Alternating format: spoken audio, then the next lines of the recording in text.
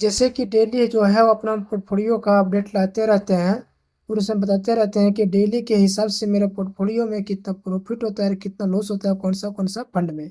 ठीक है। लेकिन सब इन्वेस्टर क्या करता है कि अगर किसी इन्वेस्टर को एक दिन किसी भी फंड में लॉस हो जाता है तो वो क्या करता है, उस म्यूचुअल फंड को बेच करके दूसरे म्यूचुअल फंड को वो खरीद लेता है। इससे क्या होता है कि उसको टैक्स भी लगता है और प्रॉफिट का कंपाउंडिंग इंटरेस्ट भी उसको नहीं मिलता है। जैसे कि मेरे को हुआ था कि लास्ट 2 दिन पहले क्या हुआ था मेरे फंड में कि 1500 कुछ रुपया मेरे को लॉस हुआ था। लेकिन मैं उसको बेच करके नहीं खरीदने का प्रॉफिट क्या मिलता है वो प्रॉफिट आप लोग को भी बताने वाले हैं हम कि उसमें प्रॉफिट क्या मिलता है जो अगर बेच के नहीं खरीदता है तो। क्योंकि जो मेरा पोर्टफोलियो वो लाइव आप लोग को दिखाऊंगा सामने है। मेरा काम वही है कि मैं अपना पोर्टफोलियो का डेली जो है रिव्यू लाते रहता हूँ और बताते रहता हूँ कि मेरे को डेली के हिसाब से मेरे पोर्टफोलियो में कितना प्रॉफिट होता है और कितना लॉस होता है। ठीक है।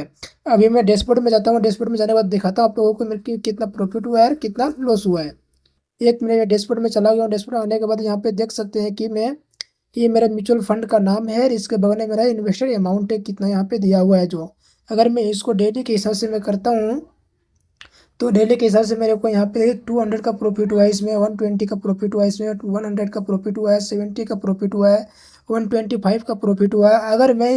अगर जिस दिन मेरे को लॉस हुआ था, अगर उस दिन मैं इसको बेच करके अपना पैसा बुक कर लेता तो अभी जो मेरे को प्रॉफिट मिल रहा है ये सब जो प्रॉफिट भी मेरे को दिखाई दे रहा है 2 दिन के बाद वो मेरे को प्रॉफिट में दिखाई में नहीं देता। क्योंकि मैं अपना अमाउंट को विड्रॉ कर लेता तो मेरे को प्रॉफिट नहीं दिखाई देता। इसलिए बोलता हूँ कि जब आपको लॉन्ग टाइम तक आपका विजन है, इन्वेस्टमेंट आपको लॉन्ग टाइम तक करना है तो प्रॉफिट हो चाहे लॉस हो, वन डे को देख करके आप अपना पोर्टफोलियो को कभी भी बेच करके अपना प्रॉफिट को बुक कभी भी नहीं करना है। आपका जब लॉन्ग टाइम तक आप जो विजन है और वहाँ तक आप चला गए, थोड़ा साल या थोड़ा 1.5 साल का नियर बाय चला गए आप लोग, तो वहाँ से आप क्या कर सकते हैं कि अपना पोर्टफोलियो को बेच करके लिक्विड फंड में आप जा सकते हैं। ठीक है। अभी मैं चला जाता हूँ कहाँ पे, ओवरऑल में आकर के दिखाता हूँ आप लोगों को कि मेरे को लास्ट वर्किंग डे में ये 28 रुपीज़ का प्रॉफिट हुआ है। अगर मैं बुक कर लेता तो मेरे को ये प्रॉफिट नहीं मिलता। इसलिए मैं बुक नहीं किया हूँ क्योंकि मेरे को लॉन्ग टाइम तक चलना है, इसलिए मैं इसको बुक नहीं किया हूँ। और टोटल जो प्रॉफिट अभी हुआ है वो 2,000 तक मेरे को प्रॉफिट चला गया अभी तक।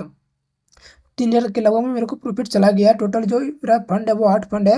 ये मेरा टोटल अमाउंट है। इसलिए मैं बताता हूँ कि एक दिन को देख करके कभी भी लॉस को बुक नहीं करना है। आपको लॉन्ग टाइम तक इन्वेस्ट करना है तो करना ही है और लॉन्ग टाइम में आपको प्रॉफिट ही मिलेगा, कभी लॉस मिलने वाला नहीं है। तो आज के वीडियो इतनी, फिर मिलते हैं नेक्स्ट वीडियो में।